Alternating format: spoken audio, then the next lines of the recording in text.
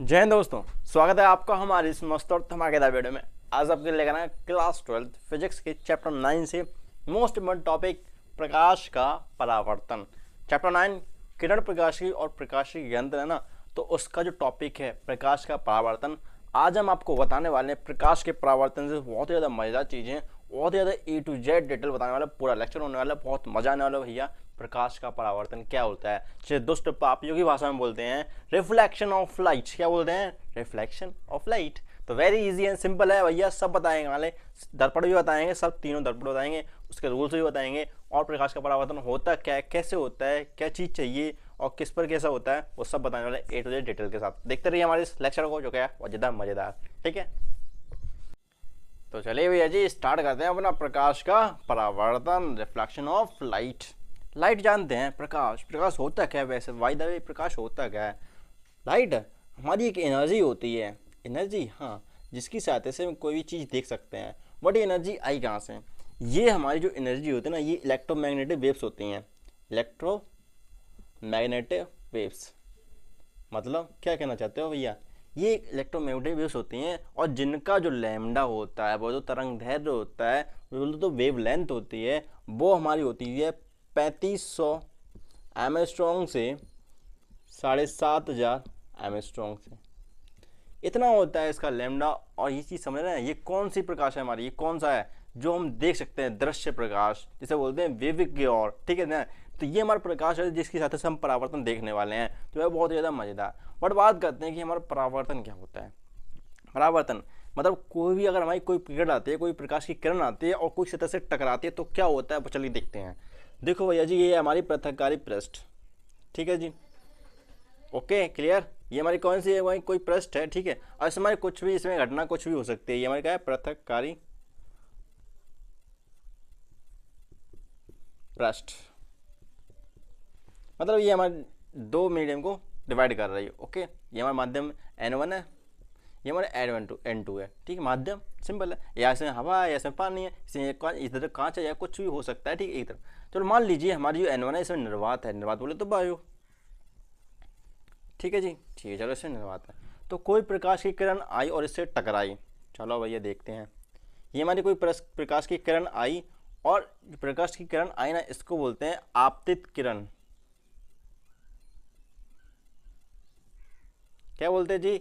आपतित किरण, जिसे दुष्ट पापियों की भाषा में बोलते हैं इंसिडेंट रे, जिसे हम सिंपली ऐसे लिख देते हैं, ठीक है, इंसिडेंट रे, ओके। तो भैया कोई प्रकाश की किरण आई और जिस तरफ आई है, ये हमारा एरो बताता है कि किस तरफ क्या हुआ है, ठीक है। प्रकाश की किरण आई और इस सतह से टकराई, इस सतह से टकराई, हाँ बिल्कुल सतह से टकराई। और होता क्या है, इसमें क्या होने वाला है, या तो इस किरण का, इस प्रकाश का इसमें अवशोषण होगा, ठीक है।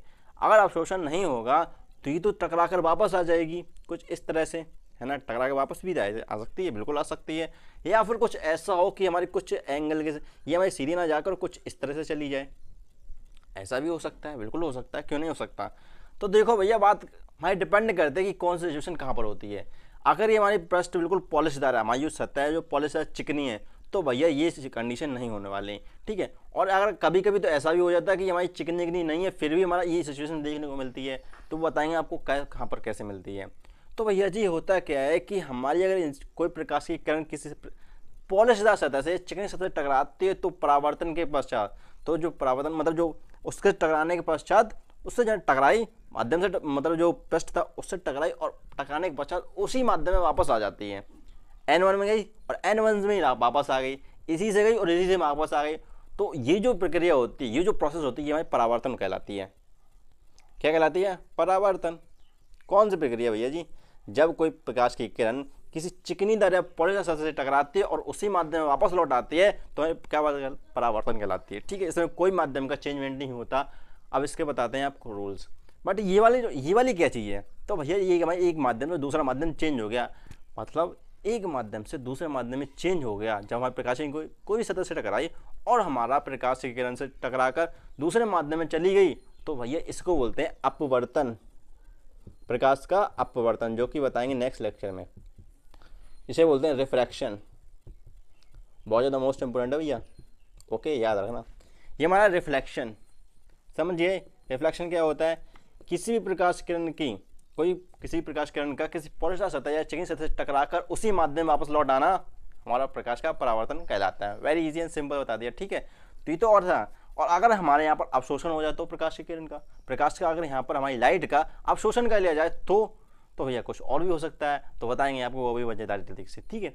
अब भैया बात करते हैं कि जो प्रकाश की किरण है जिसका जो परावर्तन है वो क्या क्या होता है, इसके कुछ रूल्स भी होते हैं, क्या होंगे, तो चलिए देखते हैं क्या होते हैं, ठीक है। चलो पहले इसको रब करते हैं और फिर बताते हैं आपको इनके रूल्स।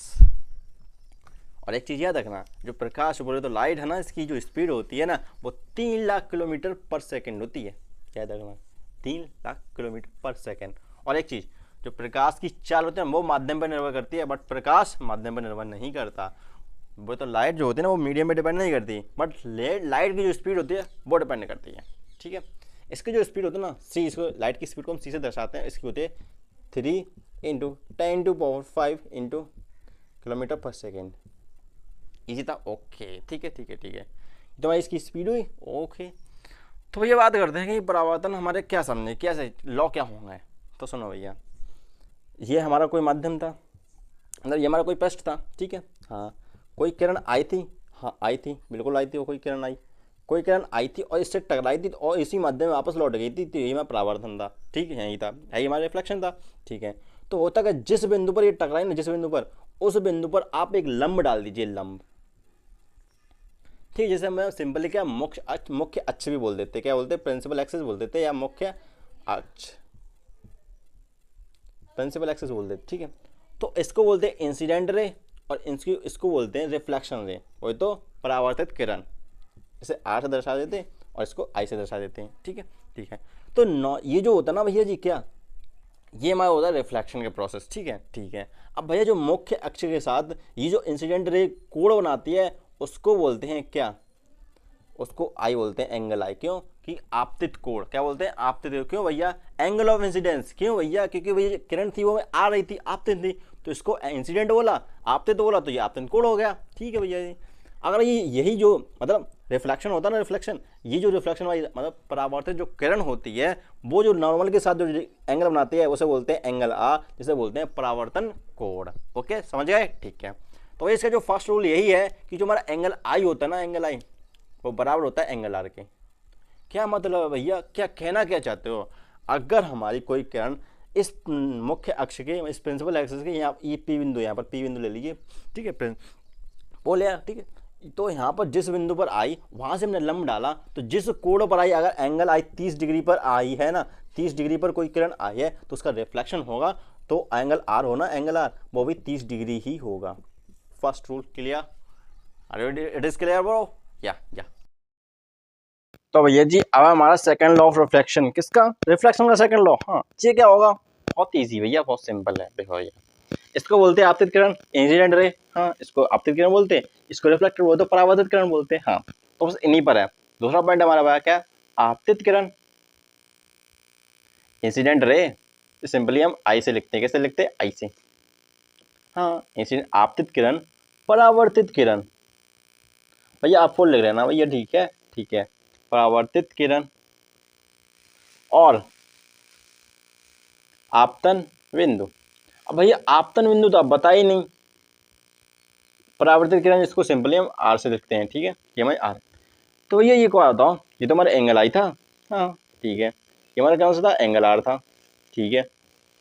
तो ये क्या बताओ, आपतन बिंदु तो आप बता ही नहीं, तो भैया जो पॉइंट है ना, ये वाला, ये जिस बिंदु पर हमारी किरण आ रही है किसी परावर्तित पृष्ठ पर, तो भैया वो हमारे क्या है, आपतन बिंदु, बोले तो आई पी, बोले तो इंसिडेंट पॉइंट ऑफ इंसिडेंस, ठीक है।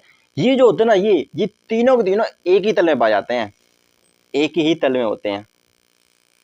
तल मतलब भैया जी समझे ना, तल, हाँ, जैसे ये हमारा बोर्ड है ना, ये हमारा एक ही तल में है, नॉट 3D, जो आपको दिख रहा है ये सिर्फ एक ही तल में है।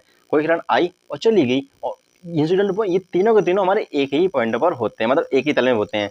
तल हमारे सिंपली 3 टाइप के होते हैं, 3 होते हैं तल। ये हमारा कौन सा है, एक्स एक्सिस, ये हमारा वाई एक्सिस, ये हमारा जेड एक्सिस, ठीक है। तो ये जो एक्स वाई, ये हमारा एक तल है, एक हमारा वाई जेड तल है और एक हमारा एक्स जेड तल है, 3 तल हैं। आप अपने रूम का जो कोना ना, कोना वो देख लेना भैया जी। तो रूम का जो एक कोना होगा, ऊपर ये इस तरह जा रहा होगा, एक इस तरफ जा रहा होगा और एक यहाँ जा रहा होगा। तो हमारी ये वाई एक्सिस, एक्स एक्सिस और जेड एक्सिस, ये नहीं, इधर ये वाला जेड एक्सिस नहीं, आपकी तरफ आ रहा होगा वो वाला जेड एक्सिस होगा, ठीक है, जो आपकी तरफ आ रहा होगा, ठीक है। तो ये हमारे 3 तल होते हैं, मतलब ये हमारे 3 एक्सिस है और इन्हीं की होते हैं 3 तल, जिसमें से हमारा कह रहा है कि आपतित किरण, परावर्तित किरण और आपतन बिंदु तीनों तीनों एक ही तल में बह जाते हैं, मतलब इन तीनों में से कोई भी पॉइंट, कोई भी तल हो सकता है। क्लियर? ये हमारा प्रकाश का परावर्तन था। किसका था? प्रकाश का परावर्तन। अब बताते हैं आपको दर्पण के बारे में। दर्पण, हाँ, मिरर, बहुत मजा है भैया। चलिए देखते हैं दर्पण क्या होता है।